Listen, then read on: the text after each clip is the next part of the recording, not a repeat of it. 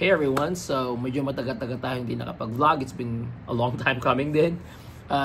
Walang support yung ating mga videos ngayon dahil nga ang daming nangyari and we're doing full-time work na rin ngayon. Kaya medyo sa time, pag sinabing time, talaga naman instead of gumawa ng video, minsan tinutulog ko na lang ng mas maaga. The thing is, ang daming mga nangyari and I want to give you some sort of update and perhaps give some information din sa inyo or provide some information din na makakatulong in case you're planning to come here as an international student din.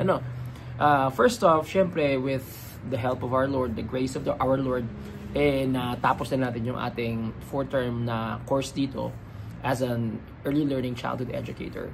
Medyo mahaba-habang aral din yun. Medyo madugo rin dahil nga syempre magastos and maraming assignments and then kasabay pa noon yung mga part-time jobs na kailangan natin gampanan din. But again, thankful tayo na finally early childhood educator na tayo dito sa Canada, certified na and level 3 pa. So masaya talaga ako. And the fact na in demand din yung early learning childhood educator, isang bagay din yun na pinasasalamatan ko. Just to give you an update about what's happening sa immigration system ng Canada, if you're not aware, marami talaga sila ngayong pagbabago. Nagihigpit na sila sa mga international students, pati na rin sa mga asa-asawa ng mga international students. So say for instance, back in the day, kapag si international student ay nag-aaral ng 1 year or 2 year course, pwede laging madala ang pamilya or ang asawa. But this time, nag-change na yun. So ngayon, tulad namin, nadala ko ang asawa ko, but then yung pag-renew ng permit namin, because our permits will expire ngayong July, katapusan, sa end of July. And for us to be able to have that renewed, para ma-extend ko ang sarili ko at siya, ang asawa ko, then we need to have, or I have to have, kailangan yung mga nasa job or tier na 0 to 1. Ang pag 0, ito yung mga managerial jobs. Pag 1 naman, ito yung mga professionals, kumbaga may mga bachelor's degree at saka mga master's degree naka-level dito sa Canada. Medyo madugo siya or mahirap siyang makuha. Pero ang early learning and childhood educator na job, level 2 lang siya. Kumbaga, technically, hindi siya pasok sa 0 to 1. But then, because in demand, yung early learning childhood educator, kinonsider yun ng Canada na makasama sa eligible jobs ng mga international students para maisama nila sa kanilang extension ng permit ang mga asa-asawa nila. And I'm glad na kumuha ko ng early learning childhood educator kasi it gives me the opportunity and eligibility para mahila ko yung aking asawa sa pag-extend ng mga permit namin. Pero yun din, happy pa rin tayo kasi kung let's say for instance, i-consider kong gamitin yung pagiging instructor ko, part-time instructor sa Northwest kung saan din ako nag-aral, eligible din yun siya na maihila ko yung asawa ko for permit extension. And kasi dalawa, kumbaga yung mayroon akong part-time job na level 1 and then yung part-time ko na although level 2 lang, eligible naman, kumbaga in demand siya. So walang lusot, kumbaga nakapag-apply na rin tayo ng ating postgraduate work permit, but then wala pang resulta. Normally it takes about 6 months or so. Minsan more than that pa nga kaya inaabot ng almost a year or sometimes 1 year bago maibigay yung permit mo itself, So sana ma-approve tayo at walang maging aberya, walang maging problema. Kasi minsan may mga pagkakataon ako nakikita sa Facebook na eligible naman daw sila pero na-refused pa rin sila. So nakakasad siya. And then may mga iba rin akong mga kakilala na worried sila kasi yung mga trabaho nila or yung mga courses na kinuha nila hindi rin align sa kagustuhan ng IRCC or ng Immigration ng Canada na maihila yung kanilang mga asawa sa pag-extend ng permit. So nag-iisip sila kung anong gagawin nila ngayon at talaga naman nakaka-stress ito.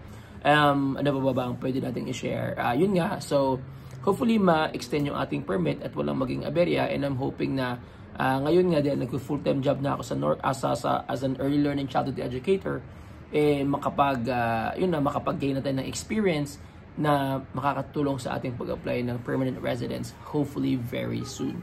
So need natin ng 6 months experience para maging eligible tayo sa Alberta. And although yung Alberta ngayon pagdating sa pag-PR mahirap na rin, pero I'm hoping na maiko-consider na sa atin, maiko-consider tayo, and syempre magpo-pray tayo palagi kay Lord na magampanan or magawa ng paraan. And I believe na with Him nothing is impossible naman. Also, apart from doing full-time, thankful din ako sa daycare kung saan ako nag-work kasi napaka-flexible nila. kumbaga alam nila or aware sila nung nag-a-apply ako ng trabaho na mawawala ako ng July and August, yung Thursday and Friday mornings, dahil apart from teaching language yun, magtuturo na rin tayo na sa mga international students mismo, na including Filipinos, tuturuan natin, at mga mostly Indians na nag-aaral ng early learning childhood education. So yung ating school, yung ating college is nag-invite na magturo ng araw ako. I've got all the information na rin, and ready na rin ako magturo starting next month. So siguro around first week of July, start na tayong magturo sa Norquest. And I'll be teaching intro to early learning and childcare. So super excited ako, and I'm hoping na mas makatulong ako sa mga kapwa ko international students para mag-guide sila ng mga pwede nilang gawin as to at least sa PGWP level pa lang, kasi syempre doon pa lang yung naabot natin so far. So yun nga, going back doon sa aking daycare or sa company, Educademy, hi, shout out. Napaka understanding, especially si Miss Chaika and Miss Anna, na kinonsider nila yung situation ko. They said na yeah, we can adjust. So initially binigyan nila ako ng shift ng 8:30 to 5:30 kasi kailangan ko pumunta ng Norquest para magturo sa panggabi kong job na sa language. Nalilate ako noon. Sabi ko, pwede ba natin palitan to 8:15 to 5:15, ganyan. Tinry, medyo nalilate pa rin, konti na lang, pero sabi ko, isa pa. So sabi nila, okay ka ba sa 8 to 5? So ganun na ating shift. Ang easy lang magpaalam, ang adjustment ng time. And super grateful din ako sa mga katrabaho ko na supportive and helpful at mababait din talaga. So wala akong problema, and excited na rin tayo makapagturo, hoping na maka-shape tayo ng lives na naman, makabigay tayo ng tulong sa mga bagong international students na nag-aaral dito. So again, kung ikaw ay nagbabalak na mag-international students, siguro i-pause mo muna kasi talagang medyo mahirap sa ngayon. It will probably take about 2 or 3 years more bago magkaroon ng mga changes na naman. But I'm hoping next year maging okay din talaga lahat. Pero I think it will be like this for some time. So i-hold mo muna, hold it.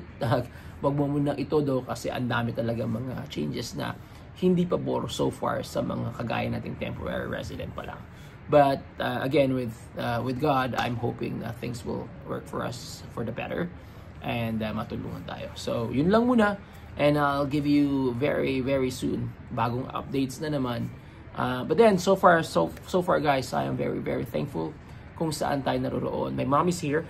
Nag-attend ng aking graduation. Na-approve yung visa niya. Sobrang bilis lang. 1 week lang na-approve na. And she's with me. And I will be applying for her visitor extension record para makapag-stay siya. I'm hoping may experience niya yung winter dito. Makakita siya ng snow. Yun lang naman. And yeah, thanks for everything. Thanks for watching. Have a great day. Bye.